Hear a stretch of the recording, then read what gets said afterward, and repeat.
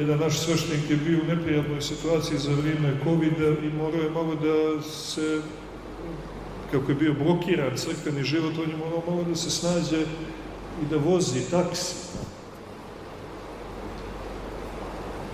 I onda vidite sad paradoks. Desi se vožnja gdje se naši ljudi pojavljaju. I on onako srdačan, predstavi se kao sveštenik, a oni posle izraze i prijave to nekima izraze nezadovoljstvo. Zašto srpski sveštenik da vozi taksi? To je, znate, kao, su to lično doživjeli kao poniženje. Potpuno pogrešno tumačenje situacije.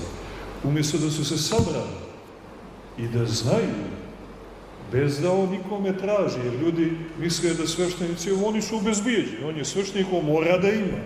Ako nema, gavra ni ga hrani.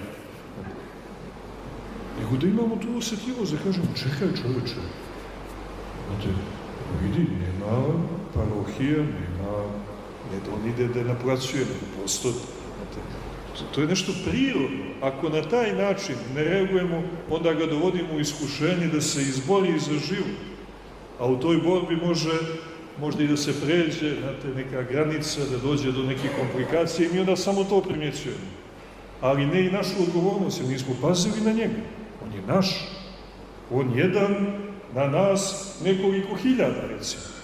I da se zapitamo, čekaj, pa kako onda on ove dane? Hajde da pozovemo, da vidimo, da ga pitamo, je tako? A da obezbijedimo, dok je takva vanredna situacija, da mu obezbijeđujemo da može. A on, vidite, on vozi. On taksira. Zašto? Da bi imao da podnese kući, ženi, djeci, to sam naveo kao primjer te budnosti i većeg stepena osjetljivosti da ovo sve doživimo kao naše.